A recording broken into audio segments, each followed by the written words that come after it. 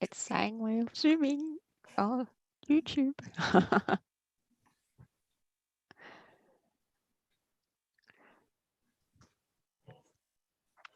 We're in business. We are talking. Yep, you're Wonderful. Thank you. Okay, fabulous. We can start. Welcome. My name is Jen Barker, and I am the founder of Fixing Her Eyes. We launched in 2015. Anytime we gather, it's important for us to acknowledge country, and I thank Common Grace for their help and advocacy in this space, including their resources for NAIDOC Week this week. We are gathering this evening on different lands, and I would like to acknowledge the Darug people, the traditional custodians of the land on which this online gathering is hosted today. The traditional custodians are caretakers on behalf of our Almighty Creator. We would also like to pay our respects to the elders past, present, future, or emerging. We acknowledge all Aboriginal peoples present with us online, and that the Indigenous peoples of Australia were this nation's first theologians and teachers. This evening is the second of our Fixing Her Eyes conversation sessions. This series on Headship theology will continue each evening at Australian Eastern Standard Time, 7:30 p.m. until Thursday, when we will have a Q&A session. All sessions are best joined live, but can, technology going well, watched afterwards on YouTube. I am conscious that for many watching, possibly even most, what we are discussing is deeply personal, and the ground underneath you might feel like it is shaking. We have a team at Fixing Our Eyes who are praying for you right now to our God, who is good, kind, and knows every hair on your head. He hears them. I'm very thankful to all involved this week, and tonight I want to warmly welcome and thank both Dr. Lynn Kidson and Dr. Chris Forbes for joining us, sharing their time and wisdom. I'm excited about the opportunity tonight to learn from them both, and I have my paper and pen in front of me. Dr. Kidson is an ancient historian and New Testament scholar, a pastoral epistles specialist with a focus on gender, sexuality, hermeneutics, and numismatics. I did try and Google that before with the pronunciation. Thank you. The study of coins. Okay. Numer is the Greek word for money, so it's a study of coins. I should know that. That's a story for another time. She currently lectures at Alpha Christus College in Parramatta. Dr. Forbes is an ancient historian specialising in the early church. He was most recently on the staff at Macquarie University as Associate Senior Lecturer. Dr. Forbes was also on the Anglican Committee looking at women's ministry in the 1990s. I'd love to start with a quote tonight from Dr. Beth Allison Barr. As a historian, I knew that women were kept out of leadership roles in my own congregation because Roman patriarchy had seeped back into the early church. Instead of ditching pagan Rome and embracing Jesus, we had done the opposite, ditching the freedom of Christ and embracing the oppression of the ancient world.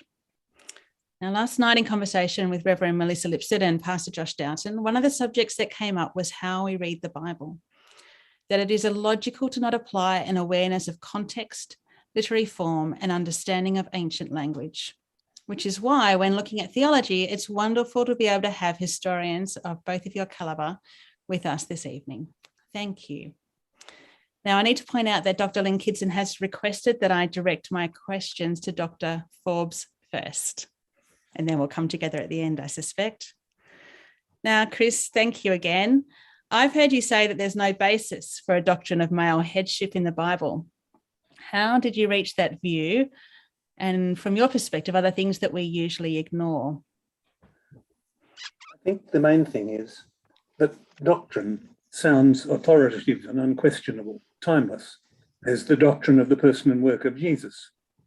And it's true, of course, that there is the doctrine of the headship of Christ over the church, and that comes up in numerous of Paul's letters. But as far as I can tell, male headship, as opposed to the headship of Jesus over the church, is a new thing.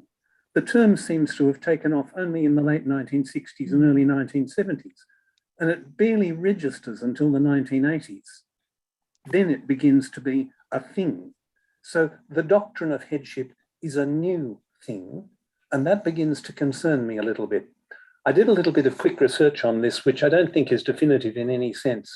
But Jen, you've got 2 engrams from Google Books there that you can show on screen I now. do. So let's share my screen.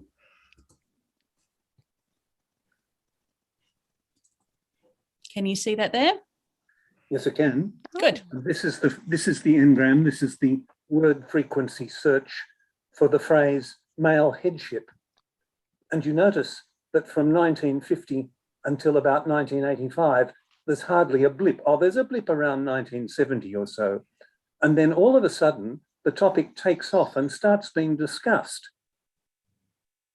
And it heads up to 2019 when it's really, well, 0.0001% isn't a great big usage. But the point is, the usage develops in a new way, starting in the 1970s. Have a look at the second one.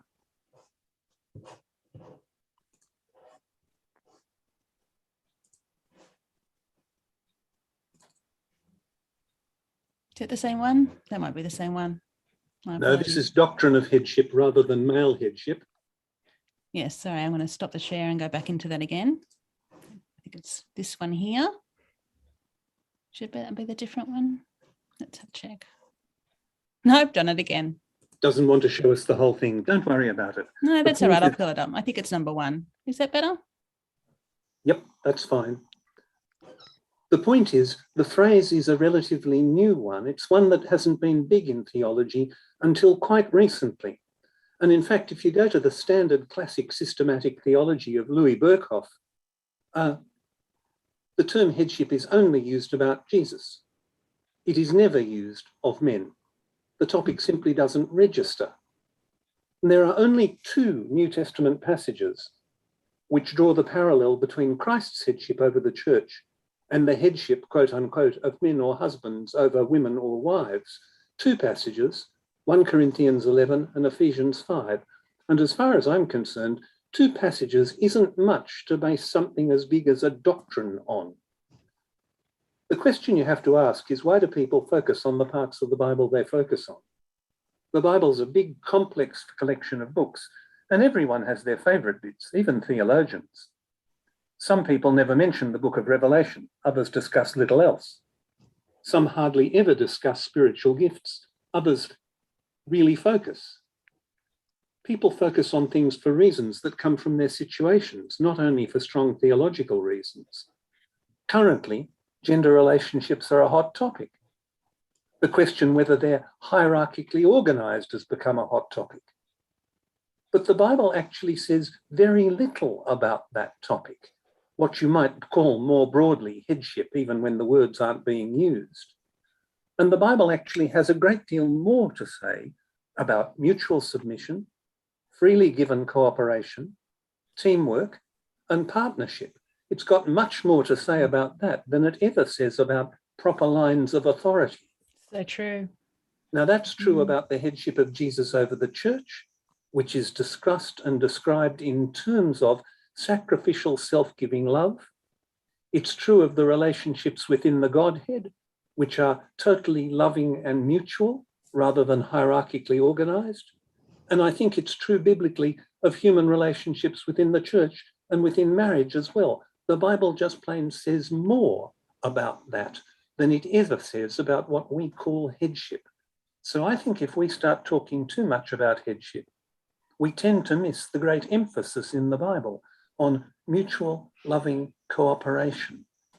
And we also miss what the Bible actually says about headship, which is that Christ is the head of the church in giving himself for it in love and self-sacrifice, and that's what husbands are meant to do for their wives as well. That's what the Bible says about headship, rather than what we might imply that it might say or deduce that it might be saying. I'm just going to sit and think about that for a moment. Fantastic. That's it's good. Thank you. So, Chris, what difference has having the insight of a historian made to your understanding of the New Testament in relation to women? Well, the main thing is that as a historian, you've got to look at the context in which the New Testament was written, and therefore you've got to be looking at the passages in that context, because that's the context in which the Holy Spirit inspired them. There were particular questions that were being discussed between Paul and the Corinthians, between Paul and the Ephesian churches, between the writers of the New Testament and their world. And that world was a thoroughly patriarchal world. And when you look into the details, you learn intriguing things, like the fact that 1 Corinthians 11, with its discussion of headship, is actually talking about hairstyles. Now, I'm not somebody who can talk about hairstyles with any personal experience, you have to understand. When you were praying earlier that God knew every hair on our heads, I was thinking, I'm not giving him much opportunity here. But the important thing is, if you understand that in the first century, there were characteristic hairstyles for men and different characteristic hairstyles for women, and that this was a big deal that writers actually talked about and said, what's proper for a man is not proper for a woman in terms of their hairstyles or their head covering. When you get into that kind of contextual material from the world of the New Testament, what Paul is saying in 1 Corinthians 11 about the hairstyles with which women may pray and prophesy. And note, he says that given a particular hairstyle, they may both pray and prophesy. That begins to make a lot more sense. Paul is saying to the Corinthian women, when you pray and prophesy, do it looking like women. Men, do it looking like men. He's actually talking to both of them. But the crucial thing is, in this passage, which is so big in the discussion about headship, Paul does not use headship as a reason for women not to do something. He uses it as a reason to talk about the conditions and the way in which they are to do it, under which they will pray and prophesy. Same is true in 1 Corinthians 14, where Paul talks about women not speaking in particular ways. And I think what we know about the first century culture is that in that first century world, it was just plain considered really, really bad manners for a woman to strike up a conversation with a man who was not her own husband. It would be taken for granted that if she did that, she was chatting him up. And I think that's the context in which in 1 Corinthians 14, Paul says women are not to speak in the church in that way. Why don't they ask their own husbands, brackets, instead of someone else's husband? In other words, the more you know about the first century culture, the more those passages begin to make sense, or at least begin to make first century sense, even if they don't easily make 21st century sense. You also learn that the New Testament has a big thing about overturning certain cultural pictures. 1 Peter, for example, talking about wives and their husbands, says that husbands should give honor to their wives as weaker. Now that's extraordinary, because normally you give honor to those who are stronger. That's the way honor works. But Peter is saying women are to be honored. Now that's really, really significant.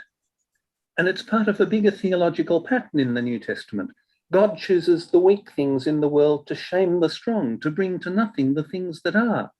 God arranges the body, 1 Corinthians 12 says, to give greater honor to the less presentable parts of it. In other words, there's a general theological principle here that God chooses to honor that which is not normally honored. And that's the picture within which I think we need to understand headship. Headship is not about authority, not about the abuse of authority or even the unconditional use of authority. Headship is about self-giving love in the person of Jesus and in the human patterns that he recommends to his people as well. Those are the sorts of things that I think knowing more about the first century culture really does help to enlighten what's going on in the New Testament. 1 Timothy, I'll leave to Lynn. Good. My brain is just exploding. I'm ready to find my Bible and open it up. And I can add a little bit of 1 Timothy there to what Chris said. Oh, good. Because we're going to notice that, in chapter 5 of 1 Timothy, they're told to honor widows. Like widows are playing a big role in the congregation. They're not just sitting there, passive little things, not saying anything. What would be the point of honouring the widow if she's not actually doing anything? She's playing a big role. And when I did some work on this, you have mothers of the synagogue in Jewish synagogues, and they seem to be playing an important role in the synagogue. So one would think that widows, older women, would be playing a important role in the church as well. So, and Timothy's told to respect them, like they're his own mother. So they're to be listened to. There are people of influence, and influence is probably more important, I think, because honor is a big thing. So influence is a big thing in Greco-Roman society, wouldn't you say, Chris? Absolutely. It's not lines of authority. It's not like army. It's normal society is an army. Yes, it's about paying respect to the right people. Oh, that's helpful. Oh, good. This just makes me want to delve in more. Thank you. So, Chris, would you like me to move on to the next question, or would you like to stay on that one for a bit longer? No, I'm happy to go to the next one. Okay, so whose academic work have you found to be particularly helpful and insightful on your journey? Robert Banks was my first lecturer on New Testament history at Macquarie University in the 70s, and he's been terrific on this topic for a long time. If I may intrude onto 1 Timothy for one moment, another scholar who's come up with something that I really appreciate is Philip Payne from Gordon Conwell College. And he's pointed out that, for example, the passage in 1 Timothy 2 that I'm sure we'll be talking about in a minute, where Paul says, "I do not permit a woman to do something or other," is probably better translated, "In the current circumstances, I am not permitting," rather than "I would never permit." Yeah, for in all other time. words, what 1 Timothy is saying is conditional on some set of particular circumstances. I found that very useful. A scholar you may not have heard of by the name of Eldon J. Epp has written a marvelous little book about Junia, the apostle. This is the lady who's mentioned in Romans chapter 16 as being outstanding among the apostles. Yeah, and love that little Junia. book says a great deal. But women scholars, Linda Belville is somebody who's done some terrific work on 1 Timothy particularly. I've enjoyed reading Michelle Lee Barnwell from Biola on Ephesians 5, and I've been particularly influenced by Beverly Gaventa from Princeton and Judy Liu, who is now, I think, still at Cambridge as Lady Margaret's Professor of Divinity. I think she's retired now, Chris. I'll bet she's still working. Oh, I bet she is I don't think too. she wasn't retired, but I'll bet she's still going. Oh, too The funny. last time I saw her, she had retired. Uh-huh. I'm going And to go the back other- later on and write those names down, because it's great to hear new names, and it's great to hear some female scholars there. That's wonderful. The other one who I must mention is Alana Nobbs from Macquarie, Yes. who pointed out to me many years ago how partially we use the Bible when she said, the Bible says all sorts of things about Christians having to be good to their slaves. Therefore, clearly what we should do is have slaves again. Yes, no brainer, right? That's what it says. Crazy. It's so crazy. Yeah. Well, what we there's a could do if we parallel took it in black there and white. somewhere. Oh, just ridiculous. I There's hope a people number of realize that I others, was but that'll joking. do. There's a number of others, but that'll do for tonight. Yeah, thank goodness we've moved on from slavery. Well, we really haven't, do you know? Well, that's true. And you look at Yeah, the work of we're just- IJM and hopefully Christians in Australia are working proactively against it. They are. Micro Australia is doing a lot of good work there.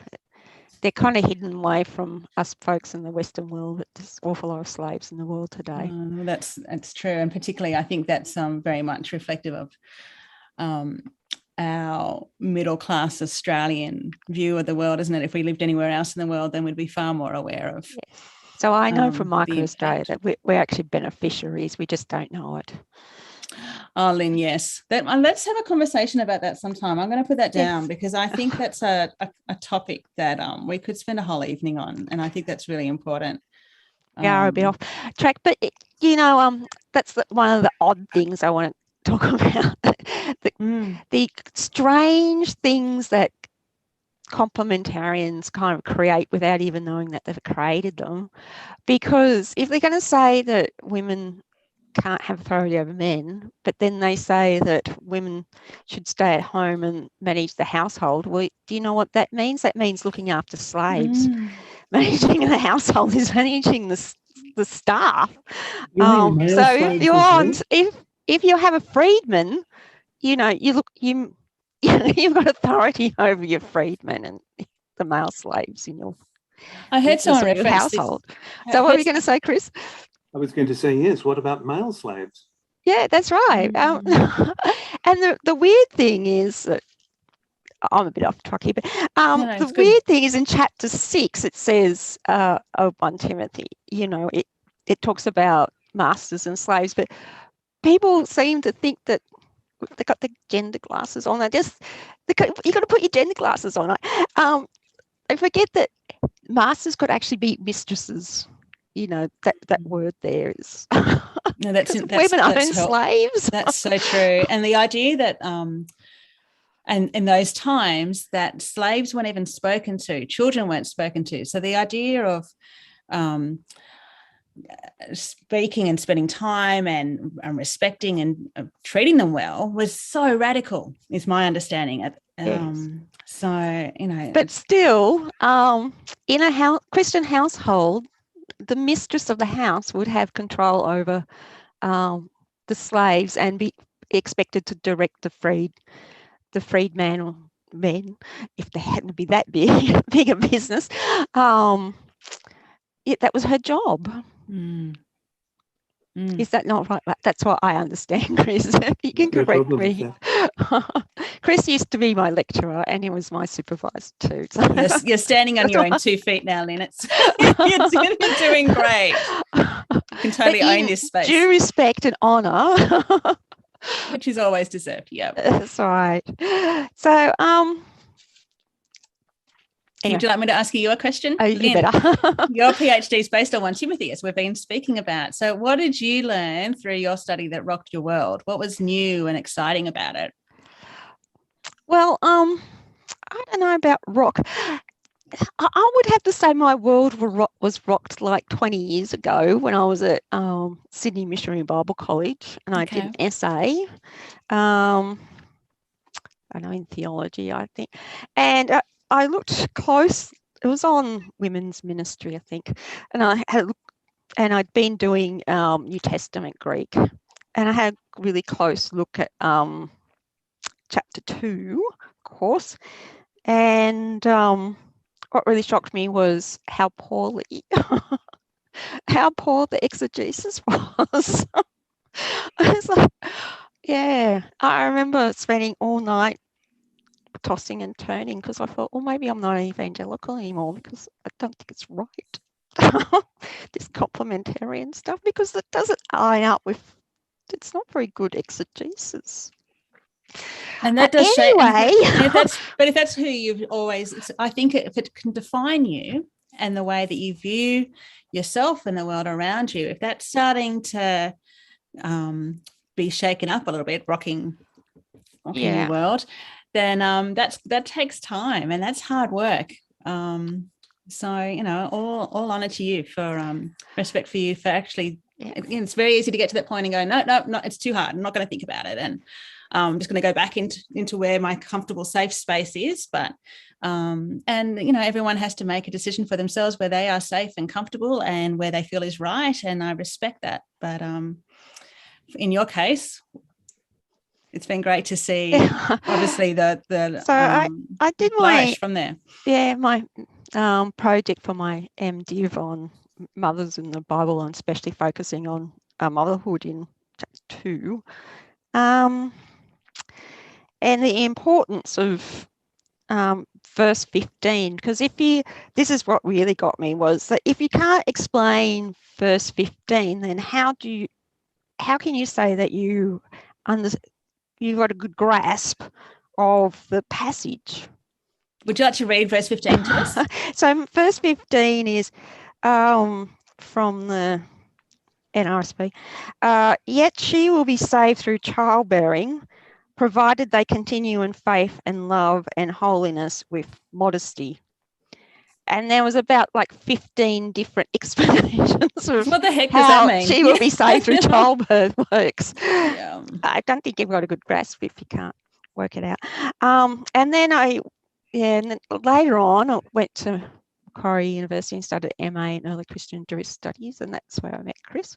And I did Pauline Churches with Chris, and did my essay with him, and I thought on 1 Timothy, and I thought, oh well, I've really got to get stuck into this, I think. So Chris is my MA supervisor for my project. I did on chapter 2 of 1 Timothy. Then I went on to do a PhD, and then I concentrated on chapter 1, because the reason why I concentrated on chapter 1, because I discovered that really no one had much of an idea how chapter 1 works. So if you don't know how chapter 1 works, then how are you going to work out what chapter 2 is about, let alone the rest of the letter? Start at the very beginning, right?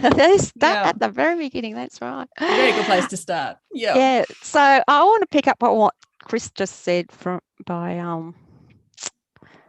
I know his name's got it in my mind. Philip Payne. Philip Payne, thank you very much, because he's right.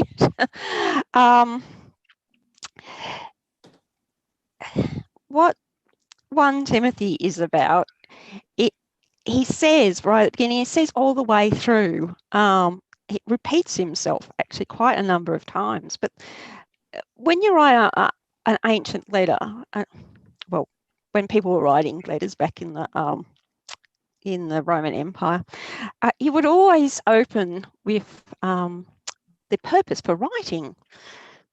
And I've written an article about this, which was actually part of my MA thesis. So it says, I urge you, as I did when I was on my way to Macedonia, to remain in Ephesus. So he's talking to Timothy here, Paul talking to Timothy, so that you may instruct certain men not to teach. Well, it's really the other instruction or the other educational program. Translating that as doctrine doesn't really, it's not a very good translation. The argument here is about how to live the Christian life. How to live the Christian life. It's about ethics. So it's not about, doctrine. It's about how to live the Christian life. So that's all the way. There's these instructions about what to do and what not to do. And they're not to occupy themselves with myths and endless genealogies that promotes speculations. Rather, they are to be involved in God's administration, or the work of God that is by faith. And he repeats this. It's all about the other, it's a fight about this other instruction that's in the church. And he says that's all the way through. And chapter 2 and chapter 3 are framed up by this, because in chapter 4 he says, now the Spirit expressly says that in latter times, this is the first one, some will renounce the faith by paying attention to deceitful spirits and the instruction of demons. That's that word, again repeated from verse 3. Through the hypocrisy of liars, and whose consciences have been seared with a hot iron. So it's all about this other instruction, and things are really bad. Like, they're really bad in the church. It's a church in trouble, because in chapter 6, listen to what it says. Okay, so it says, whoever teaches likewise, is verse 3, well, that other instruction, It's the same word. And does not agree with the sound words of our Lord Jesus Christ and the teaching or the instruction that is in accordance with godliness. Okay, they're conceited, knowing nothing, understanding nothing. They have a morbid craving for controversy, for disputes about words. From these come envy, dissension, slander, base suspicions, and wrangling among those who are depraved in mind and bereft of the truth, imagining that godliness is a means of gain. Now, there's big disputes going on. They're fighting over words and stuff. It's a unhappy place. It's so unhappy, so bad Chaotic. that 2 people have had to be kicked out. And that's what my thesis is about. So we find that Hymenaeus and Alexander have been expelled from the community for teaching this other instruction. And the thing that I discovered in my thesis was that from verse 5 to verse 20 of chapter 1, it forms an ethical digression, which is something that happens normally in speeches. It's a rhetorical device, because when he gets to the end of verse 4, you would expect him to then launch into the instructions if you kind of read enough ancient letters. You know, that's where he starts off and first of all, he's starting the list of what he wants. But there's this digression in between. It's called ethical digression, and usually examples appear in those sorts of things, and there they are. And the negative examples of Hymenaeus and Alexander, who've taught this other stuff, who have been engaged in dissension, who have been engaged in fighting, disputes, and they've been excluded. They've been turned over to Satan. And so this is kind of the same process that Paul says to do in 1 Corinthians, right, with the man who's living with his stepmother. In other words, Lynn, what you're saying is there's a whole context here within There which is. the issues in chapter 2 have to be That's placed right. if they're to make sense. The beautiful thing is, Chris, that the big example, that the example that is driving the whole letter, the instructions that flow out of this, is really the gospel, because it's Paul. It's the example of Paul being called into ministry by Christ, even though he was a blasphemer, even though he was a man that was sort of persecuted. It says persecuted, but it's seeking after his own greatness, because he was thinking he was going off to, get those Christians in Damascus, and a man of hubris or arrogance. He was this man who were like the Hymenaeus and Alexander, but Christ had mercy on him, and by his grace, he was called back out of that place of blasphemy and Arrogant self-assertion. Yes, that's right. Out of that and back into service and in relationship with God through Christ. It's the gospel that drives all these instructions to come back to the gospel. That's the call here. That's the context in which we're going to read this. But when we dig a little bit more deeply about what this other program, or educational program was, or instruction, in chapter 4, where it's the deceitful spirits and the teaching of demons, it's that they were forbidding marriage. These people are ascetics.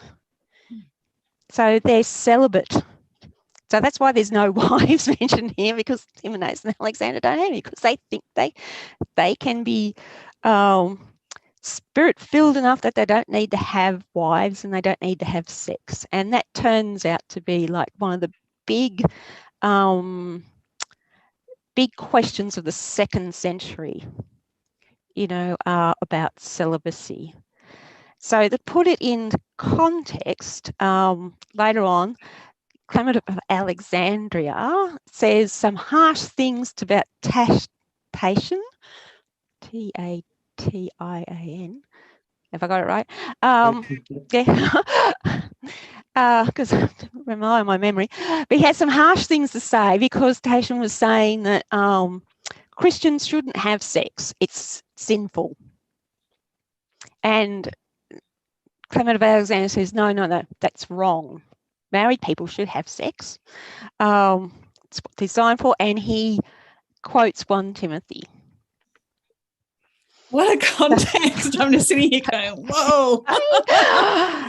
So the diet bit is about, now I have written a article on this. They're using the latest medical knowledge, which they thought they could control their sexual urges by their diet, having a dry diet so you didn't get all fumed up and impassioned, so you could control it. But the writer of 1 Timothy says that this is wrong, and that he says they forbid marriage, and then in brackets, demand abstinence from foods. But the bit he says then, which God created, now the syntax is a bit funny because it's funny all the way through, but the syntax here is God created marriage, right? God created to be received and with thanksgiving by those who not believe and know the truth.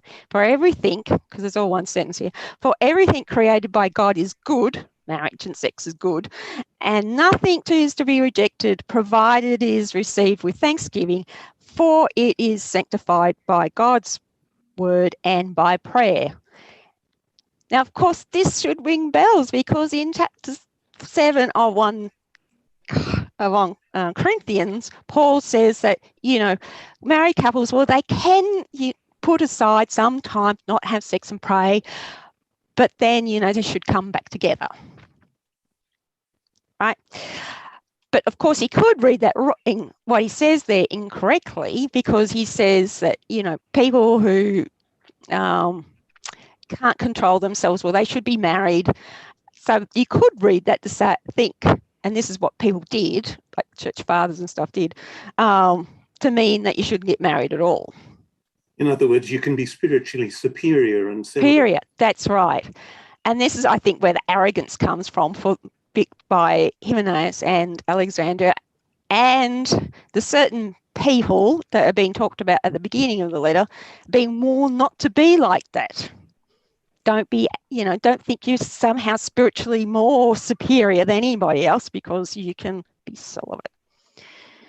Right. So we can't pick up our Bibles then, pick one up and say, right, in 2021. That's right. I'm going to read this at face value. What some people think is they've got a lay bounds there, but they don't. Because at the beginning of chapter 2 of chapter 1 of 1 Timothy, there's an un, therefore. So most commentators sort of want to kind of hedge and go, oh, I'm not quite sure how that connects with. But if we understand the context, he says that Hymenaeus and Alexander shipwrecked their faith and they've been turned over to Satan and they're learned not to blaspheme. And what's the opposite of blaspheming or being a blasphemer?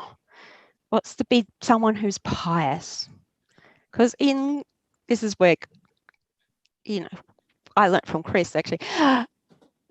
There's virtues and there's vices, and there's always, in Greek thought, each virtue has a vice. So the vice of blasphemy, the virtue of blasphemy is godliness, is piety. So chapter 2, therefore be pious, folks. And how do you demonstrate your piety? Well, you pray.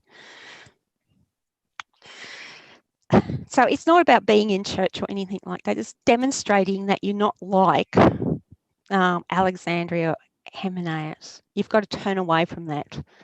Don't be like them. Don't be blasphemous. Don't think you're somehow more spiritually gifted. No, because we're all relying on Superior. Christ's mercy, right? At the end of the That's day, right. you know, that's the So core. he said, and then he sort of goes off a bit of a tangent, and he has to come back and he says again, starting again, in verse 8, therefore, again, he's back to the being pious again. He wants men to pray, lifting up holy hands without argument, anger or argument, which of course he's going to say, because, you know, that's what he's telling them all the way through is don't have these big arguments. It's destructive in the community. Don't do it. And demonstrating that you're pious by raising holy hands, it's about, you know, it's your embodied expression of your spiritual life. So the certain Hymenaeus and Alexander are trying to strip off, you know, you're being embodied by this kind of diet that is really a starvation diet, trying to strip that off. But for the writer of 1 Timothy, he wants to say that you can be embodied and be spiritual. Gosh, they had a lot of important things to say. And then in verse 9, there's a likewise. So what holds true for the men is going to hold true for the women. So what holds true for the women is that they're meant to be pious. So they're meant to demonstrate in a, like Chris said, feminine way, their piety. And he actually says, I think it's verse 10, he says, but with good work, you know, not to be all dolled up, but with good works, as is proper for a woman who profess reverence for God, or godliness is really what it says. So be pious. The whole thing says be pious. And he says women should learn in quietness. It's not silence. Quietness is like how you conduct yourself and the way you speak, as Chris said. Opposite of arrogance and shouting. Yeah, that's right. Which is the reason why he then says, then he turns, because he said, I want in verse 8, then he says, I don't want in verse 12, which of course is negative. You know, he doesn't want a woman to teach. ... What are they not going to teach? Well, it's only 12 verses away from what he just said for a whole chapter saying is don't teach that other crap. Then, nor to have authority over a man, over her husband, because it's in the genitive there. Don't try and bully your husband into giving up having sex, because spiritual marriages are a thing that's starting to appear here, which means marriages that don't have sex, which by the time you get to Augustine, he thinks, you know, married couples should give up having sex, but they've got to agree not to have sex, but they've got to agree not to do it. There's a letter where he reprimands a woman who tried to persuade her husband and bully him into giving up sex because that's more holy. He agreed that was a good thing, but she shouldn't bully me into it, because he then ran off and had an affair. And he said, basically, serves you right. Oh, wow. What you're saying is this is beginning with 1 Timothy. Yeah. It continued right up until a high point in the 4th century. Yeah. Well, by the time you get to Jerome, it becomes there's a big debate about it, and Jerome wins, and clergy wind up being celibate rather than married, which has a whole host of problems. In itself. Which we could talk about that along another night as well. Let me say that what this leads us to is the claim that people make that we should start by reading 1 Timothy 2, and from that we should derive our doctrine. as if 1 Timothy 2 was obvious and clear, and Yeah. it's just not. No, I'm actually sitting here feeling So sorry it's for every taken me pastor like I 20 know. years to work out how it That works, teaches. and here it is. What we should do is start with the stuff in the Bible that is absolutely clear about cooperation and loving self-sacrifice and mutual submission, Yeah. and put that as the framework, because it's what the Bible really talks about. And 2 verses on headship isn't enough for a Yes. doctrine. So we're almost at verse 13. So can I kill off the created hierarchy? Go for it, Lynn. Can we do that? Smash it out. Go. I'm ready. Here you are. Here we go. For Adam was formed first, then Eve. So the basis for saying that she shouldn't teach this other nonsense about giving up on sexual relations and marriage is because that's what the gar is doing there. For Adam was formed first. And we think this sounds to us like it's going to be, it's like, you know, it's based on the fact that he's first and then Eve's second. But I think that that we should be focused on the was formed first, because he's actually quoting there from Genesis, which is, you know, it's a Septuagint, the Greek Old Testament. The focus is on the form first, was the form bit, because what's the argument about? The argument is about, oh, I can strip off my body. I don't need to have my body to, you know, I want to be able to be this spiritual, extra spiritual person. So I strip off the body and don't be consumed by my sexual passions and other passions. I can be controlled through the diet. But we just read before, you know, his argument in verse 4 against that is, chapter 4 against that, is that God created it to be good. So Adam being formed is good.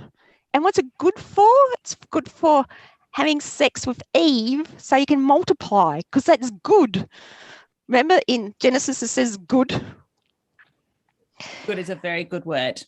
That's right. It's a very good word. So there's no hierarchy here. It's about being formed, because Eve was formed. And what was Eve formed for? Well, companionship and for sexual relations so they can multiply. There you go. There's no hierarchy.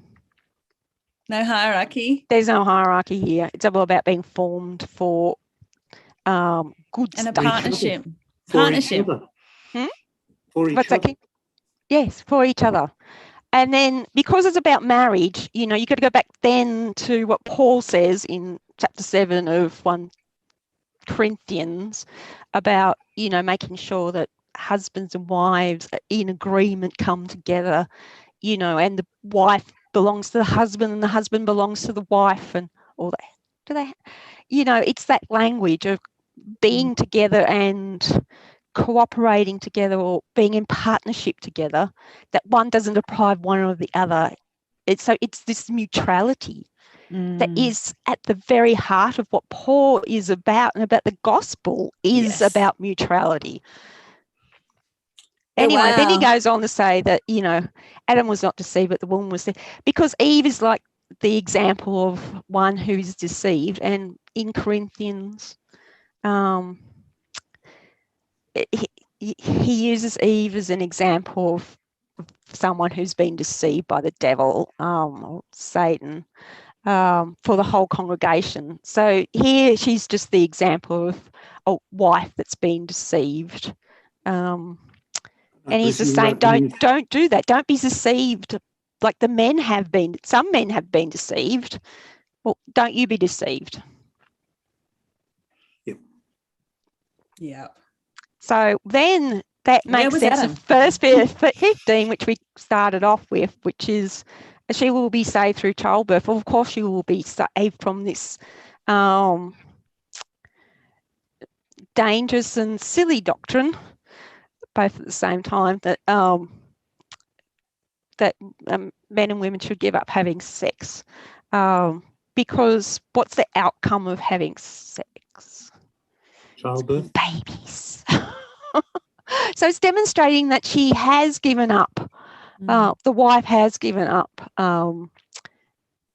any notion of, following Alexander Hymenaeus and their instruction, their educational program that forbids marriage or sexual relations.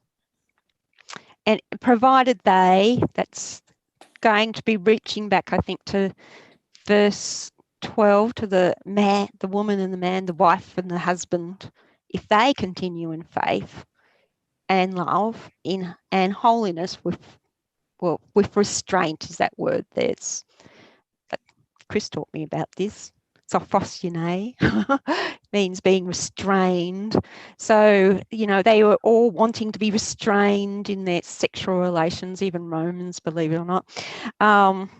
So you can achieve holiness as long as you're restrained, you're not overdoing it. As Paul says, you should stop every now and again and devote yourselves to prayer, but don't do it too long. This conversation's gone in places where I really didn't imagine. That's why I think headship doesn't exist, because it's all about neutrality in the gospel. Between husbands and wives. It's really got nothing to do with men and women in general. And certainly not a for all time declaration. No, right? Definitely not, because as Chris said, it made the point, it's about this particular problem being addressed here. So these instructions aren't universal instructions for how to run a church. It's about the therapy to fix the madness, because when we read in chapter 6 about the morbid craving, it's like the mad craving, they have this madness.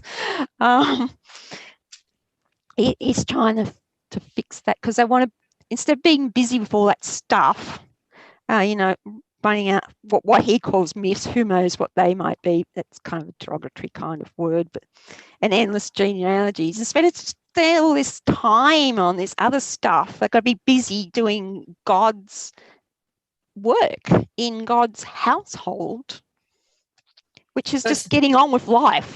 So it's definitely not saying, women, you need to be silent in any leadership role. You got to be silent in any decision making. You got to be silent from the platform. You don't reckon he's saying that? That is not saying that at all. Strangely enough, he's not saying that in 1 Corinthians 11 either. No. Well, how can he be when he's telling women that they should pray and prophesy? Prophesying is a big deal. That's how you run your church. That's how you give the mission direction. Yeah, and then he talks about Junia, right, and gives her honour, as well as all the other women there in Romans. What's that, Chris? This doesn't fit. Sorry, I haven't interrupted. Right. I think one of the things we fail to do regularly is we spend far too much time looking at Paul's theory, and we don't look at his practice. Yes. His practice includes having Phoebe as the deacon, not the deaconess, the deacon of Corinth. He has Junia as an apostle. He has elderly women holding the position of presbytere, elder, female. He has all sorts of women doing all sorts of things, and he clearly isn't contradicting his own theory. No, that's right. Well, in chapter 3 of 1 Timothy, women are deacons. They're leaders in the church. How can you be a deacon and not lead? That does not make sense. Right. I think what strikes me is that there's a lot of situations in which men go through their lives really quite afraid that at some point they may be accidentally edified by a woman. And fancy that. Yeah. Can you imagine such a thing? Yeah, ridiculous. Now, Lynn, I'm going to take it that you're not then a big fan of the equal but different kind of movement where we have strict gender roles based on other Paul's writings. No? Why would that be? We're just heading back off to Beth Barr's point. That's just heading back off into Greek and Roman patriarchy, which was built on which, in a pagan context, I get, but all that sounds really like Aristotle to me. When you read Aristotle's Politics, everyone has their place, and your place in life determines the quality of your virtue. Slaves are, once you're in a slave position of being a slave, well, that's it. Your character or your inner person is being dictated by your position in society. So you're going to be forever kind of in a junior position to the man who's at the pinnacle of this whole edifice, the freed man. No, it's No. Paul is not an Aristotelian. Can I say there's a word here we're using which we're not thinking about, and the word is roles. Yes. Where does roles come in the Bible? Roles isn't a Bible word. No, it's not. The Bible isn't talking about people having a particular role. The only thing that applies to roles is what actors do. An actor takes on a role that isn't their real self. So the Bible isn't talking about roles. The Bible is talking about being transformed in your inner self, not as a role, but as the real you. Oh, that's beautiful. I really like that. That's really good. Yes. That's right. And imagine you look at the Bible and you look at but Deborah did, like she smashed the position that she held there as a judge. And you look at other women who are honored throughout the Bible for what they did. They certainly, yes, no, imagine limiting women in that way. It's, Paul's not limiting women. He wants them to be careful as Chris said, in the patriarchal society, because the barometer of whether you're being seditious or a mad cult or sect is the barometer is like how women conduct themselves. So they've really got to make sure that for missional purposes, and so they stay out of the limelight, because you don't have the authorities looking closely at you at Christian church. They've got to maintain a facade of being proper Greco-Roman matrons. So, they've got to conduct themselves appropriately. We have to love one another, right? But inside the church, though, so outwardly, they're going to look like a regular old association. So that's, why I think because bishop is it's singular there. So you have one president of the elders, because, he's going to be dealing with the outsiders. That's what presidents do of associations. But, internally, though, you have men and women serving alongside one another inside the church. Men and women are deacons, and men, and as we find out in Titus, men and women are elders. Amazing. Oh, thank you both for your time. I'm conscious of the fact that we've been going now probably for an have hour. Gone over time. We could carry this on and on and on, but I am already thinking, okay, let's do some more fixing eyes conversations about a whole range of topics that we've been just sort of scratching away at the surface out there. But thank you so much to both of you for your time, your wisdom, and your enthusiasm, and the way you both champion the voice of women. It means a lot. So thank you. It does. Now, I know that we could talk, but I will leave it there for tonight. And I hope to see everyone tomorrow night when we meet with Marg Moscow and Dr. Graham Hill, both long-term friends of Fixing Her Eyes. Personally, Marg's work has helped my husband and I for about 10 years, and she's generously spent time with me, including meeting me at a cafe halfway through between her home and mine at times. I first met Dr. Graham Hill at a Time to Act, an event Pastor Josh Doughton referred to last night. Graham's dedicated much of his time to also champion women's voices, including women of colour. Links to both of their websites will be on our Facebook page. And as I spoke of last night, Fixing Your Eyes understands domestic and family violence to be a deeply gendered problem and complex. And I know for some of you, talking about these topics that we have tonight will have brought up some of those concerns. However, Fixing Your Eyes also recognises and stands with victims and survivors where the gender pattern differs. If you're experiencing domestic violence, please call the National Sexual Assault and Domestic Violence Counselling Service on 1-800-RESPECT. If you're in immediate danger in your home, please call 000. Lifeline has a 24-hour crisis line, which is 131 114. And for further resources, please visit our website, fixinghereyes.org, and our social media platforms. But thank you to everyone for joining us tonight. I know I'm about to go and reach for a cup of tea and my Bible and start processing some of what Lynn and Chris have been sharing with us tonight. It's been fabulous, and you've blessed us. So thank you to both of you. And good night. Good night, Jen.